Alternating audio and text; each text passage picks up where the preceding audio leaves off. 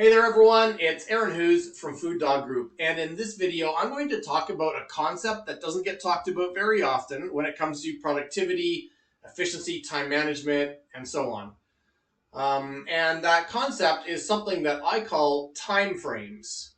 So when you look at your agenda, your to-do list, your task list, whatever it is that you are looking at each day to decide what you're going to do, what is the time frame of that work?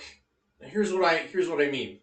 We really only work in about 4 different time frames. In fact, most people only work in 1 or 2. I'm going to suggest you need to work in probably 4 different time frames. So the time frames are the past, the present, the near future, and the distant future. So most people with their agenda, they're working on sometimes the past. They've got tasks and projects that are on their agenda, on their to-do list, but they should have been done, earlier, and now they're kind of in catch-up mode. They're trying to catch up and get the stuff done and get it off their list. That's the past time frame.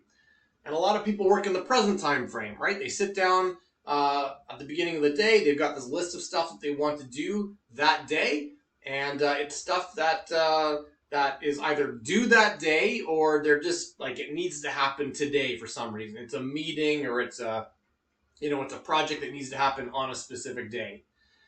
And some people, but not everyone, some people are working toward a time frame of the distant future, like the next day, the next week, even up to the next month or so.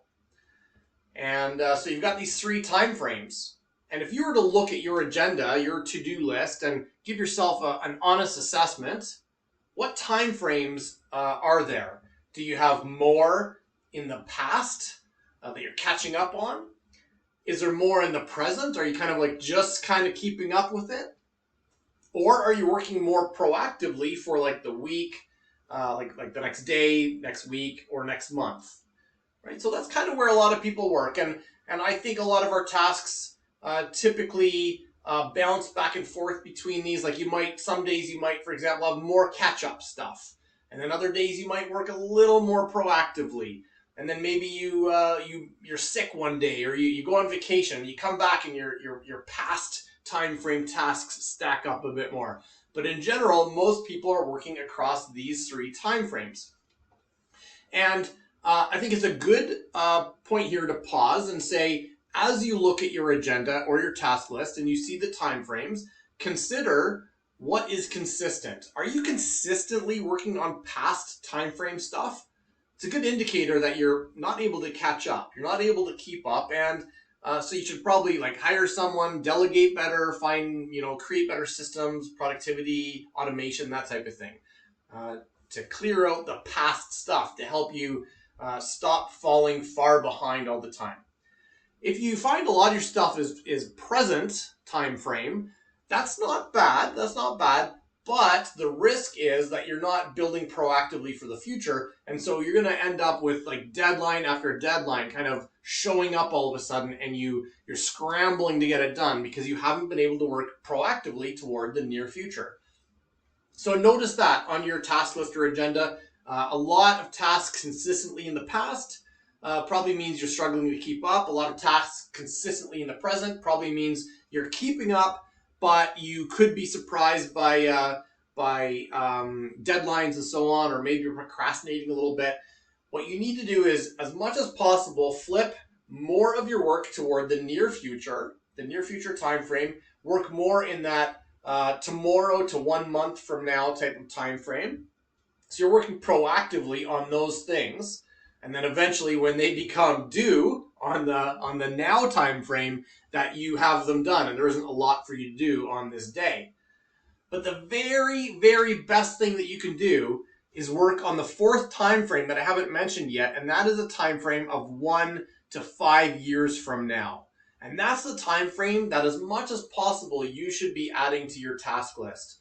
So that's where you're thinking about, where do I want to be 1 to 5 years from now? What do I need to do today to make it happen? And what tasks, projects do I need to be accomplishing today and in the near future in order to get me to my goals in 1 to 5 years? A lot of people aren't working on those 1 to 5 year goals today. They're just in sort of a someday maybe nice to do because they're so busy juggling between the past, the present, and the very near future. So look at your task list, take an honest assessment of like what's past, what's present, what's near future, and try to shift as much as possible, get as much of this stuff done as you can, and shift your attention to the near future, and then start stacking in tasks that will work toward the distant future. Now, that can be challenging if you're feeling really far behind, but in 1 to 5 years, you're going to come back and thank me, because that's how you're going to serve yourself in 1 to 5 years. The person that you're going to be in 1 to 5 years is going to get into your time machine and come back and thank you for the work you're doing today in order to serve future you.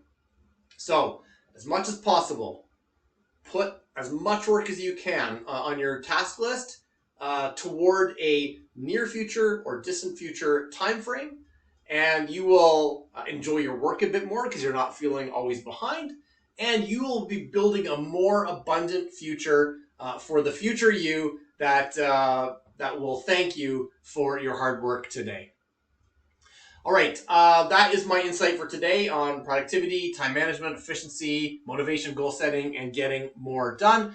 We are talking about this stuff and so much more at Seekers of Power, which is an in-person event in Connecticut. It's on September 14th, 15th, and 16th. And I'm going to be there teaching a bunch of stuff, including some stuff on time management, on time frames, and power time, and these different drivers on how you can approach your day with a certain type of energy. I'm really excited about it. And I hope to see you at Seekers of Power. If you have some questions, you want to know what it is, you can hit me up in private message. I'll be happy to share with you. I'll be there teaching, and so will the FuDog team. We've got a lot of insight to share on power, energy, focus, motivation, and so much more. So maybe I'll see you at Seekers of Power.